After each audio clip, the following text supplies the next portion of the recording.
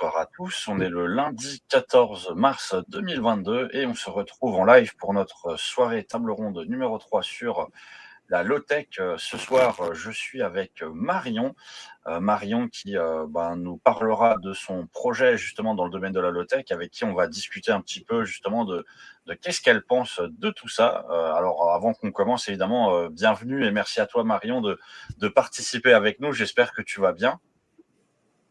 Bonsoir Lionel, oui, ça va très bien. Et toi? Bah merci, oui ça va, voilà, week-end un peu chargé et j'espère que tout le monde va bien. Je vois qu'il y a déjà des gens qui nous regardent, hein. N'hésitez pas à nous dire si vous nous voyez bien, vous nous entendez bien. N'hésitez pas aussi à poser vos questions tout au long du live. Il y aura une phase de questions-réponses à la fin et de toute façon on pourra prendre vos questions voilà, à n'importe quel moment quand ça concerne le sujet. Alors, ce soir, on est là pour parler de la low-tech, mais avant qu'on rentre dans le vif du sujet, pour ceux qui ne te connaissent pas, Marion, est-ce que tu peux faire une présentation voilà, de 2-3 minutes de toi, qui es-tu, ton parcours, qu'est-ce que tu as fait dans la vie, tes passions, je te laisse la parole. Oui, bien sûr, avec plaisir. Du coup, moi, je m'appelle Marion Roulet, je suis scientifique des matériaux. Donc, j'ai fait un diplôme d'ingénieur en physico-chimie. J'ai un peu travaillé dans le plastique en stage. Et puis après, j'ai découvert le monde de la science de l'agroalimentaire. J'ai trouvé ça génial de faire de la science tout en parlant de cuisine. Donc, j'ai fait une thèse là-dedans sur la texture du yaourt. Donc, ça paraît un peu différent du plastique, mais il y a quand même des ponts en termes de science. Et après, je me suis pris le mur du changement climatique dans la tête. Donc, c'était plus possible pour moi de continuer comme si de rien n'était à m'amuser à faire des crèmes glacées et tout.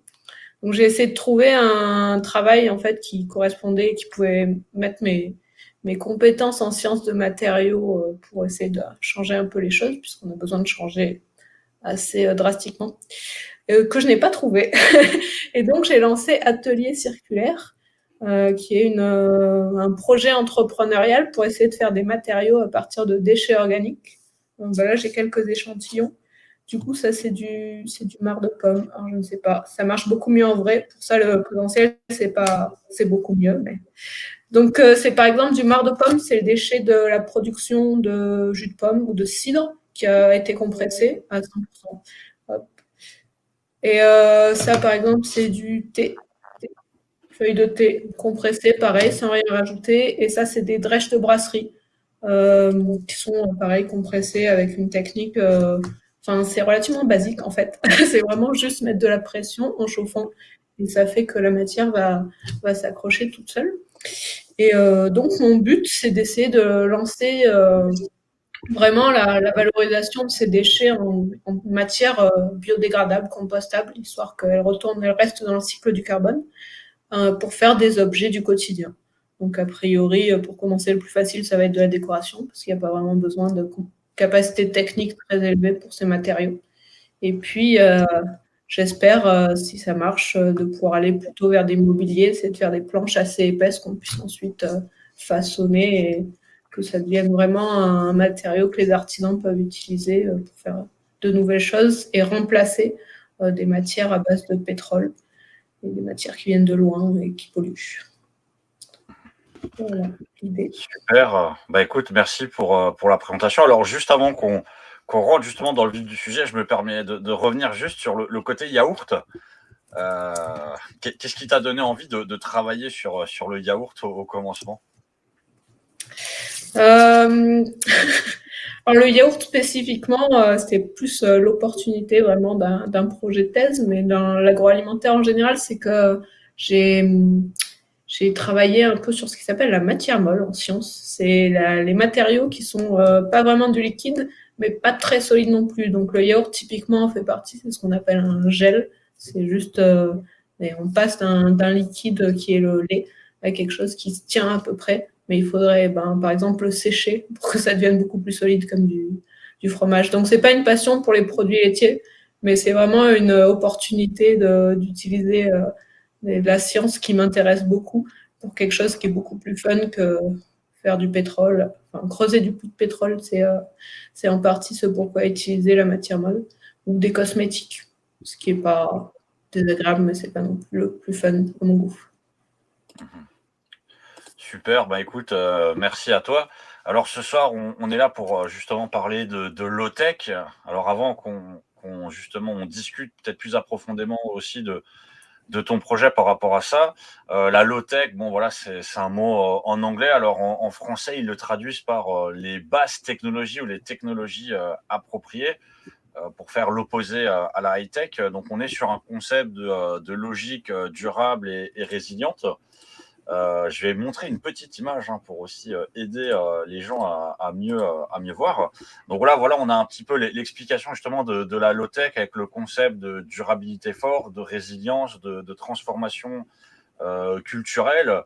On voit effectivement que on n'est pas forcément dans une logique de contradiction par rapport à la high-tech, mais on est plus dans une logique effectivement vraiment de durabilité et d'avoir une technologie en fait qui vit dans le temps.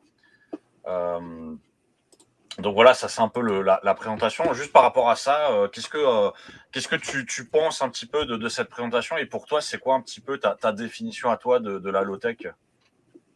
Ouais, j'aime bien cette présentation parce qu'elle est très complète, mais du coup, elle est un peu violente si on connaît pas du tout le sujet. Et en fait, ce qu'elle présente très bien, c'est qu'il y a un côté technologie sobre qui me semble effectivement essentiel, mais les deux autres aspects sont par rapport à l'humain, à la société et à l'humain. Et en fait, c'est la low-tech, c'est vraiment ça. C'est non seulement le côté purement technique, technologique, le travail de l'homme de l'art, entre guillemets, de l'ingénieur, mais aussi et surtout une réflexion par rapport aux besoins, donc faire quelque chose qui répond vraiment à des besoins essentiels, et par rapport à l'appropriation, c'est-à-dire ne pas laisser, comme c'est le cas actuellement, la technique, la technologie dans une poignée de main de personnes qui ont fait Bac+5, Bac+8 dans les pays européens, etc. Mais qu'elle puisse être appropriable par beaucoup plus de monde. Peut-être pas par tout le monde, parce que pour moi, c'est assez utopique de penser que tout le monde saura répondre à tous ses besoins en fabriquant ses propres machines, même si certaines, enfin, c'est pas un avis qui est partagé par tout le mouvement low-tech, certaines beaucoup plus, vont beaucoup plus loin dans l'appropriation et l'autonomie que moi.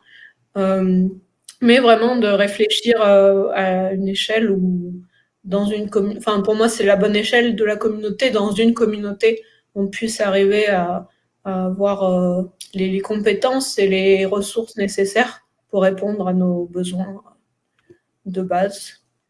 Donc, c'est ce que je trouve intéressant dans ce graphe, c'est vraiment les trois phases qui sont pas seulement des technologies sobres et durables, mais aussi le côté repenser un peu notre rapport à la technique et puis s'approprier, avoir quelque chose qu'on puisse s'approprier, non seulement parce qu'on peut le fabriquer, mais pas seulement, puisque personne ne peut vraiment fabriquer un vélo tout seul, mais aussi parce on sait à peu près comment ça marche, on peut le réparer. Donc c'est plus on n'est pas obligé de pouvoir tous fabriquer notre propre vélo, et heureusement, puisque ce ne sera pas le cas. Mais par contre, qu'on puisse tous savoir comment est fait un vélo et le réparer avec des pièces de rechange, ça paraît beaucoup plus réaliste. Alors, je vois il y a Yamina qui nous a rejoint aussi. Je vais la faire apparaître. Hop, voilà, Oui, c'est de la coucou. magie. Ça va, Yamina? Ça va, merci. Donc, Bonjour donc à vous. c'est mon pouvoir. Tel un arbre, je sais faire pousser comme ça Oui, des oui, choses. là c'était un peu, oui, c'était un peu spartiate, mais bon, j'y Alors, suis. Yamina, on était en train justement de parler de la définition de la low-tech. Je ne sais pas si tu as tout entendu. Oui, oui, j'ai tout entendu. J'arrivais juste pas à me connecter. Super. Donc, Yamina, pour toi, par rapport à ce qu'on a dit juste sur le concept de low-tech, est-ce que tu es d'accord avec cette définition? Est-ce que tu aurais peut-être des choses à compléter ou pas? Oui, absolument. En fait, moi, quand j'ai commencé à entendre parler du low-tech, je ne savais pas du tout ce que ça voulait dire. Par contre, j'ai trouvé une définition très claire sur Wikipédia. Et notamment, il dit effectivement, il a une définition où je suis entièrement d'accord, que j'adopte entièrement. Les low-tech visent à remettre l'homme au centre des activités par son savoir-faire et son sens pratique. Donc, c'est des techniques qui évitent de développer une complexité et qui restent vraiment focusées sur trouver les solutions les plus simples avec les objets les plus simples et essayer de lutter contre comment ça s'appelle, l'obsolescence programmée. Ouais. Mhm. Ouais, voilà, c'est ça. C'est le low-tech, c'est quelque chose qui est complètement présent dans la vie quotidienne de tout le monde. C'est comme tu en parlais justement, aller au travail à vélo, en skate, en roller, réparer soi-même ses appareils au lieu de les jeter, jardiner bio, tendre vers le zéro déchet. Ça, c'est la philosophie du low-tech. Ok, bah écoute, je pense qu'on a, enfin j'espère en tout cas que ceux qui nous regardent ont bien compris le concept. N'hésitez pas à nous poser des questions. Moi, je vais revenir sur Marion. Au début, tu nous présentais des petites plaquettes. C'est lié à ton projet. Est-ce que tu peux peut-être rentrer plus dans le détail justement de ton projet et expliquer aussi le rapport justement avec la low-tech par rapport au projet que tu développes? Oui, pardon, c'est pas évident. Effectivement, la low-tech, ce dont on entend le plus parler dans le milieu de la low-tech française, on va dire, ça va être vraiment des technologies, des machines. Et moi, je suis pas du tout dans les machines, je suis dans les matériaux. Et donc, j'ai été extrêmement inspirée par le livre de Philippe Biwix qui s'appelle L'âge des low-tech, dans lequel il présente vraiment cette philosophie dont on discutait avant. Mais par contre, j'ai réfléchi à ce que je pouvais faire pour ça, n'étant pas du tout ni bricoleuse, ni très experte en mécanismes, en machines diverses, puisque moi, ce que je sais faire, c'est des matériaux. Et donc j'ai pas mal réfléchi à comment cette philosophie pouvait s'appliquer aux matériaux. Et du coup, une conclusion, une voie possible pour les matières low-tech, même si ce n'est pas ni la seule, ni elle n'est pas exclusive des autres, puisqu'on a aussi besoin des métaux, mais c'était de dire qu'on pouvait avoir des matériaux faits à partir de déchets organiques. Ça, c'est important parce que les matières actuelles, elles sont surtout basées sur le pétrole. On va en manquer. Et les alternatives qui sont développées par les industriels par facilité, c'est des produits agricoles, mais des produits agricoles, donc qui rentrent en compétition avec les autres usages de l'agriculture, notamment l'alimentation humaine. Donc, je tiens vraiment à ce que ce soit des déchets. S'il y a besoin de mettre des additifs, moi, ce qui m'intéresse, c'est de mettre des additifs de l'agroalimentaire. Il y a énormément de travail qui a été fait sur tous les E qu'on connaissait il y a quelques années, hein, les gélifiants, les texturants et tous les ingrédients en E. Ça, c'est des ingrédients qui ont des effets fonctionnels très intéressants qui peuvent être utilisés, à mon sens, pour les matériaux, même s'ils ne le sont pas actuellement. Ensuite, notre vue des matières low-tech, comme on le disait, la low-tech, il faut que ça réponde à des besoins, donc il faut que les objets, enfin, la matière n'est rien, c'est vraiment à quoi elle sert. Et donc, les objets qui sont faits à partir de cette matière low-tech, soit on ait pensé à leur usage, qui répondent vraiment à un besoin, qui soit utile, qui soient produits localement, donc les déchets soient récupérés localement, et qui soient produits à une échelle raisonnable. Alors, petite échelle, mais petite, ça ne veut pas dire grand-chose, c'est à définir. Je ne sais pas quelle est l'échelle raisonnable, mais en tout cas, qu'il n'y ait pas besoin de logistique, etc. Et petite échelle, c'est important aussi pour l'aspect économique, qu'il n'y ait pas besoin de trop de capital pour pouvoir faire des transformations. Parce que typiquement, les puces électroniques, c'est des choses où c'est extrêmement difficile à faire. Et donc, il y a besoin d'un capital énorme. Et donc, pour ce qu'on veut faire, c'est-à-dire relocaliser la fabrication, c'est quelque chose qui ne va pas être évident du tout à faire. Et enfin, la fin de vie des matériaux est vraiment importante. Et c'est pour ça que moi, je m'intéresse à des matières qui sont que avec des choses de l'agroalimentaire, c'est qu'ils soient compostables en fin de vie. La fin de vie des matériaux, c'est à cause de la pollution, c'est compliqué puisqu'il y a plein de matériaux. Mais dans tout ce qui est matériaux issus de la pétrochimie, c'est une cause de pollution, quel que soit le traitement, hein, même avec du recyclage. Et la pollution chimique, ça a été reconnu comme une des limites planétaires qui a été dépassée il y a peut-être un mois de ça. On n'en a pas beaucoup entendu parler parce que l'actualité était déjà assez secouée, mais c'est important aussi de s'attacher à la fin de vie des matières. Donc c'est en ce sens. Alors j'hésite entre matière low-tech, matière frugale, des matières un peu permaculturelles parce qu'il y a une vision tout autour, mais c'est en ce sens en tout cas que je me défends de la philosophie low-tech sur mon projet atelier circulaire, même si je ne fais pas des fours solaires ni des vélos. Bah, écoute, c'est un projet assez intéressant. Là, juste au niveau, par exemple, de Strasbourg, est-ce que par rapport à ce projet, tu as eu l'occasion de rencontrer d'autres personnes qui sont dans des démarches justement aussi de création de projets de ce type pour essayer de faire des économies, être peut-être plus aussi dans le recyclage. C'est vrai que voilà, au début, on donnait la définition du low-tech, donc c'est par rapport au high-tech. On a énormément évidemment de personnes qui se sont lancées là-dedans, on a énormément d'entreprises qui créent des applications, qui créent des tas de produits, mais par rapport à la low-tech, est-ce que toi, tu as eu l'occasion justement de rencontrer, est-ce qu'il y a des communautés qui commencent à se créer aussi autour de ça ou pas?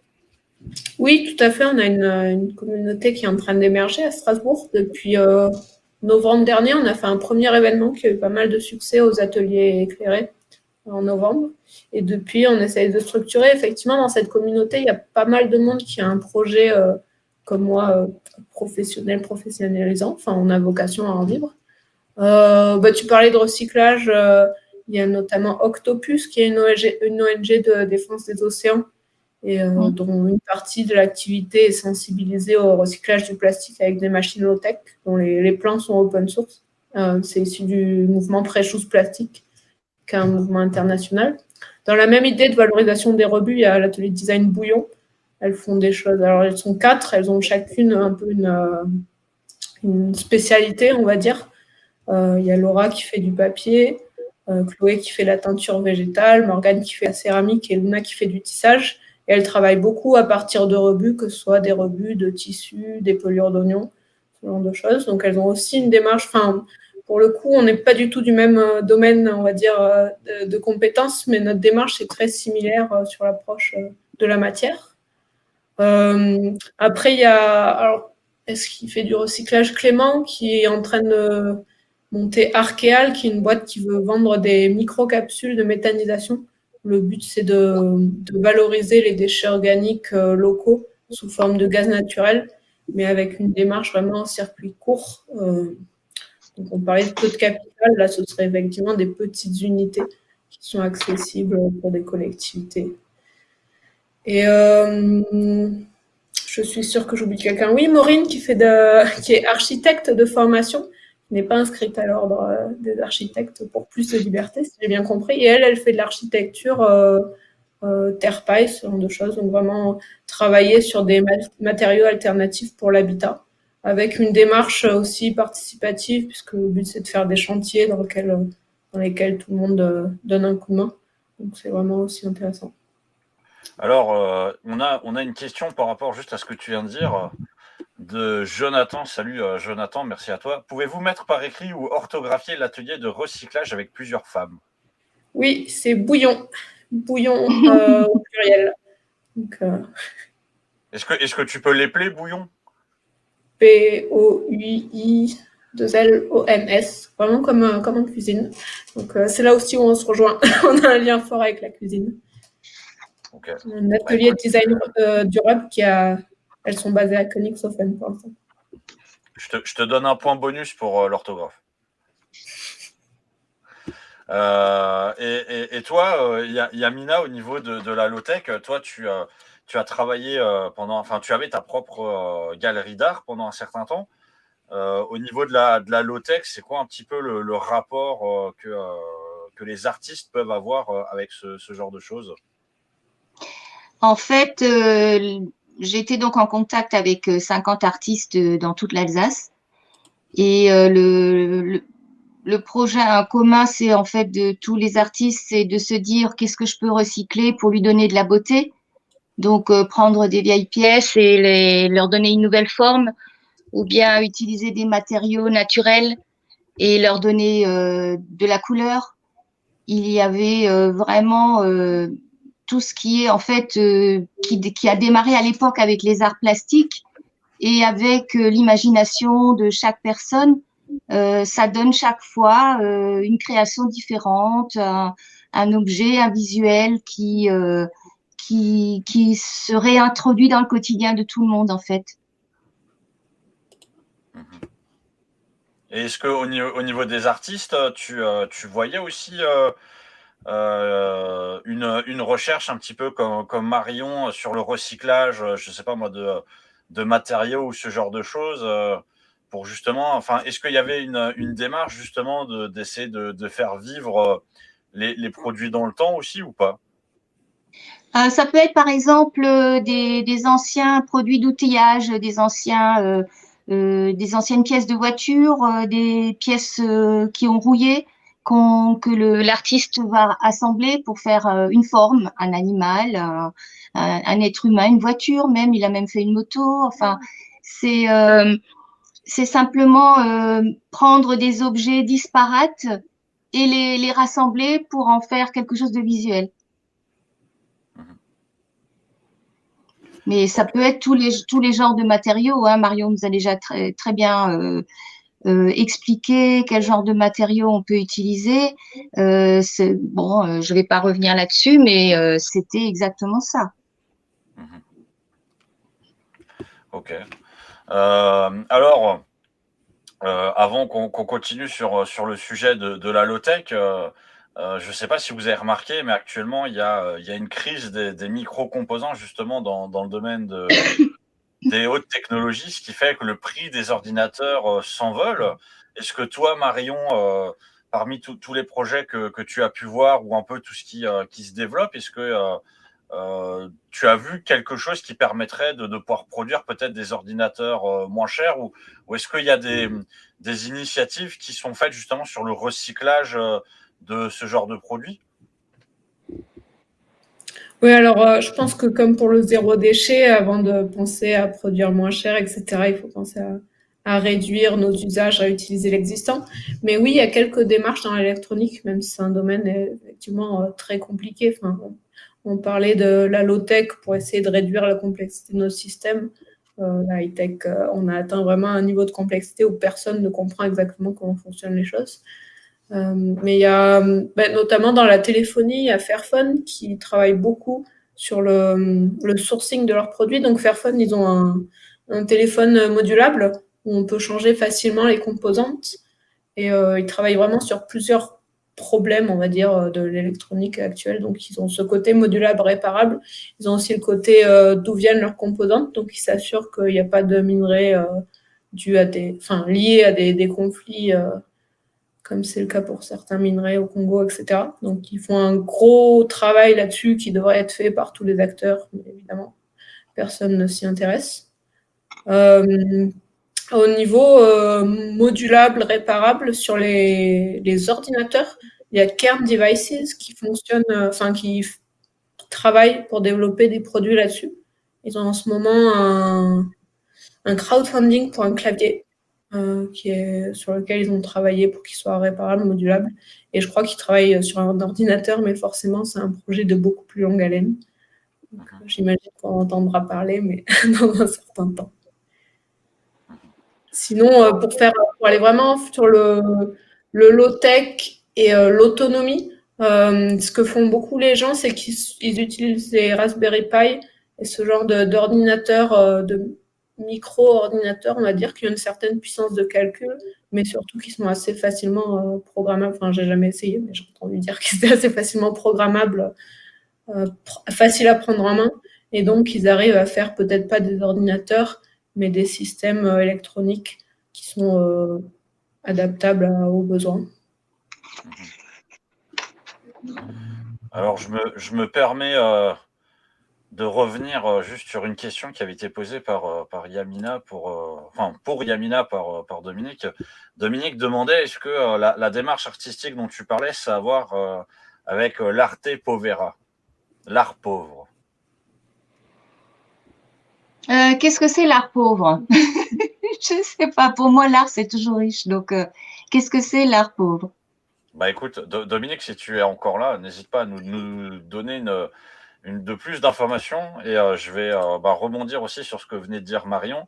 Il y a David qui dit ne pas confondre la low-tech et le low-cost.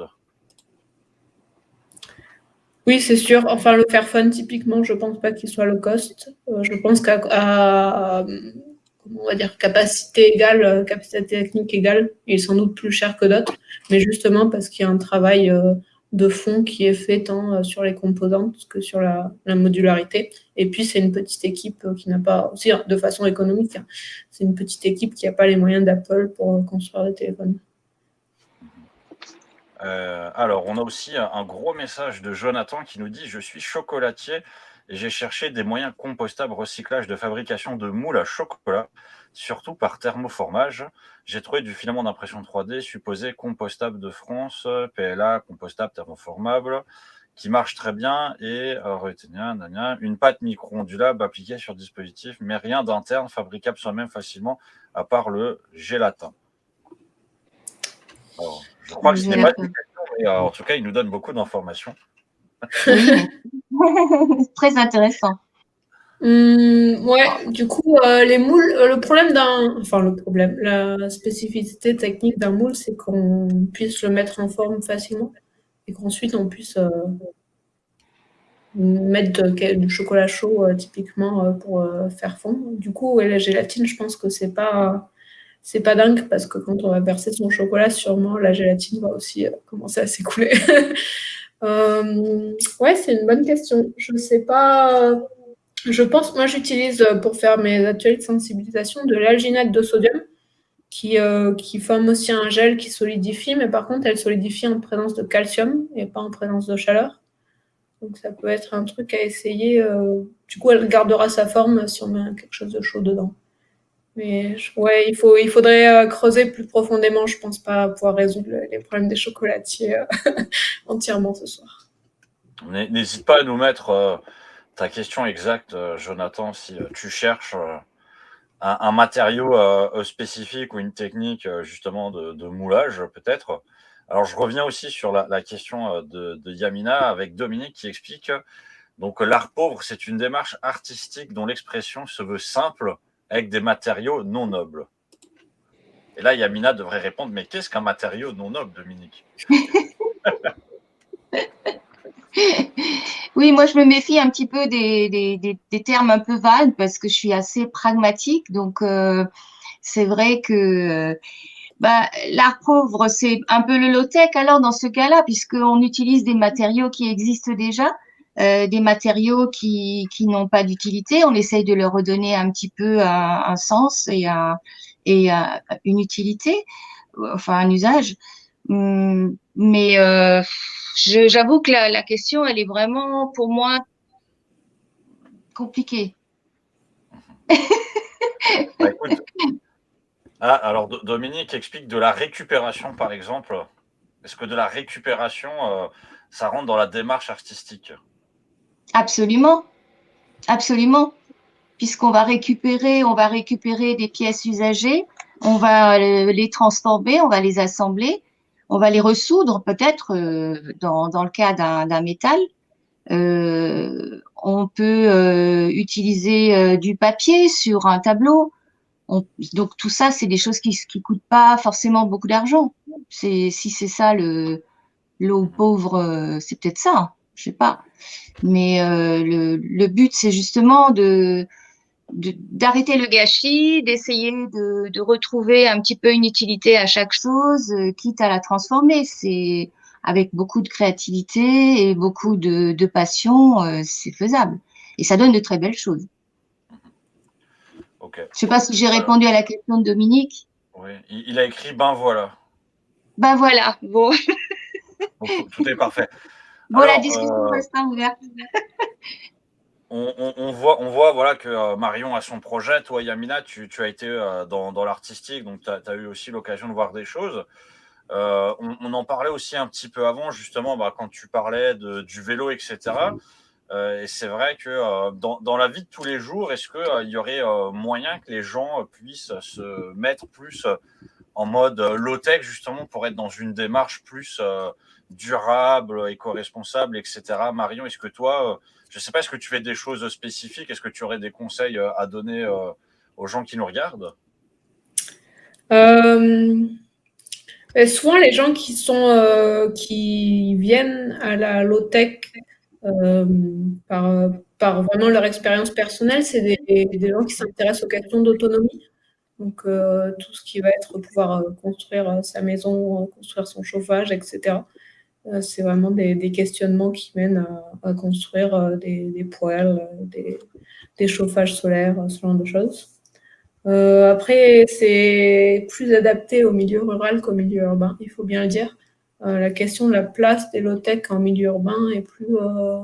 Enfin, si on considère les low-tech comme vraiment des technologies et pas juste une démarche, est plus compliquée, puisque dans un espace contraint et si on ne peut pas faire beaucoup de travaux, c'est plus difficile d'avoir des technologies qui vont utiliser le soleil, la combustion, etc.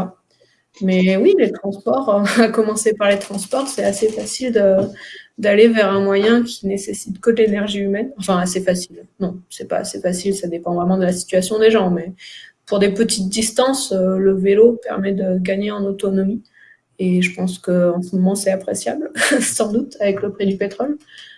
Donc, après, en termes d'alimentation, il y a beaucoup de choses sur lesquelles on se contente d'acheter des produits transformés, mais c'est aussi une voie qui peut être un commencement en fait de fabriquer enfin, composer ses repas et revenir à des produits qui sont plus des produits de base. Et ça, c'est un double bénéfice puisque souvent les produits qui sont moins transformés peuvent être trouvés en vrac. À l'opposé des produits transformés alimentaires, des plats préparés, etc., qui eux sont un peu nés sur le fait que l'emballage plastique existe et n'est pas cher.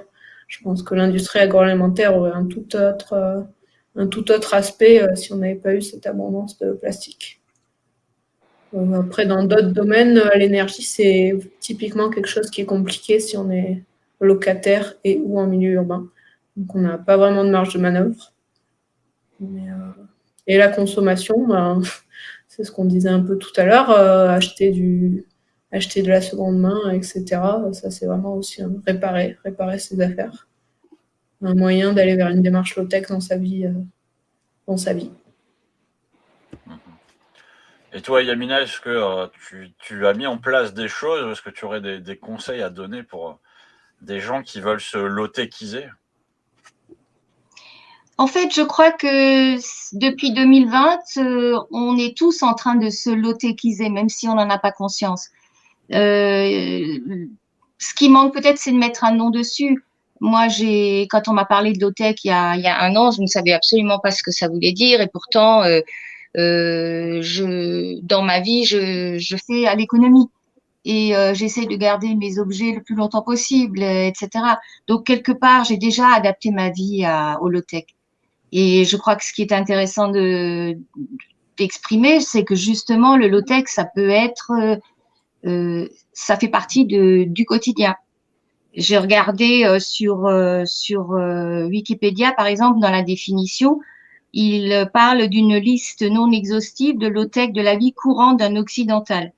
Donc, comme le disait Marion, se déplacer à vélo, le réparer avec des matériaux de seconde main, utiliser un véhicule intermédiaire, comme le vélo cargo, pour transporter des charges à la place d'un véhicule thermique, sécher son linge sur une corde à linge ou sur un étendoir, plutôt que d'utiliser le séchoir électrique, laver son linge à la main, bon, moi je vous le conseille pas, mais ou dans un tambour à pédales, ou encore une machine à laver low-tech. Donc apparemment, ça doit exister. Je ne me suis pas encore renseignée, mais je vais le faire. Ensuite, refroidir son logement avec un ventilateur ou un expandeur d'air ou un capteur solaire à air, plutôt que les appareils électriques dits climatiseurs. Utiliser une clochette comme sonnerie de porte. Bon, à la campagne, c'est plus facile qu'en ville, c'est sûr. Une cave ou un frigo du désert plutôt qu'un réfrigérateur ou congélateur. Utiliser un moulin à café manuel plutôt qu'un broyeur électrique. Et utiliser une essoreuse à salade. Déplacement en longue distance en bateau à voile plutôt qu'en avion. Donc ça, il faut... Voilà. C'est qu'une suggestion, hein. Utiliser un sac en osier ou en tissu plutôt qu'en plastique. Prendre une perceuse à main au lieu de prendre une perceuse électrique. Bon, il faut avoir la force dans les bras. S'éclairer à la lumière du soleil et avec des bougies. Utiliser des textiles en chambre. Arroser avec un goutte à goutte. Prendre du support papier pour prendre ses notes. Nettoyer avec un balai plutôt qu'un aspirateur. Se repérer avec une carte et une boussole plutôt que par GPS. Voilà ce que dit Wikipédia. Bon, ça peut donner des idées. Alors, la carte et la boussole, ça marche bien quand on est en forêt. Après, ce sera un peu plus compliqué quand on est… ou alors, si vous êtes en ville et que vous marchez, hein, ça, il n'y a pas de souci.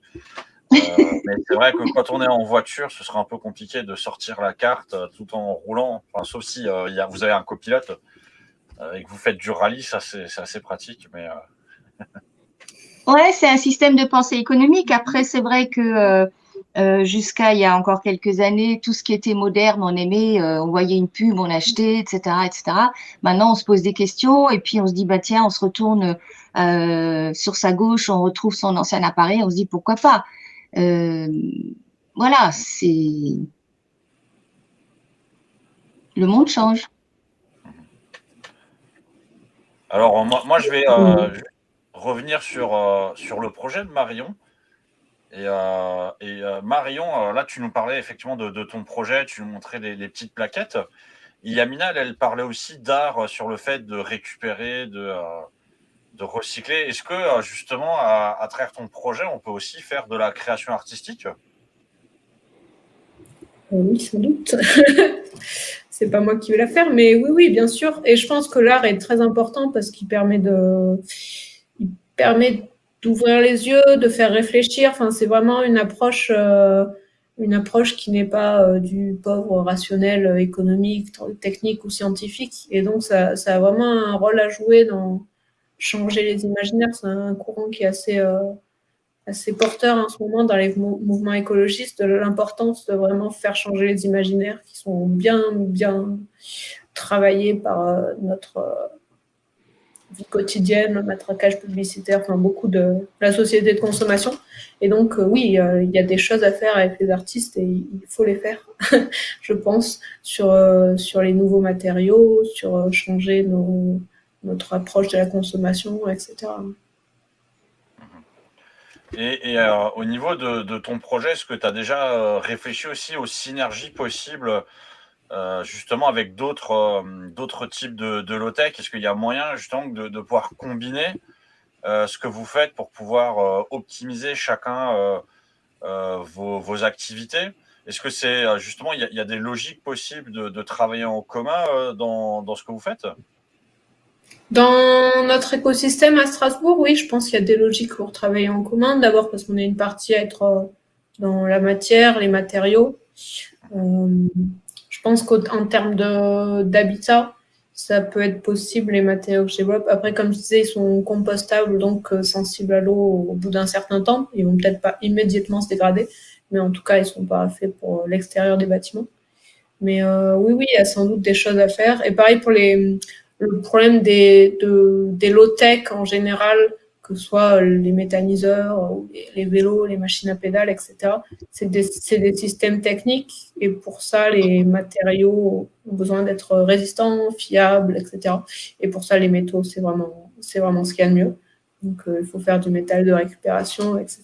Mais on va pas, enfin, je pense pas qu'on va essayer de faire des vélos à partir de drèches de brasserie qui vont commencer à se déliter en pleine sous la pluie.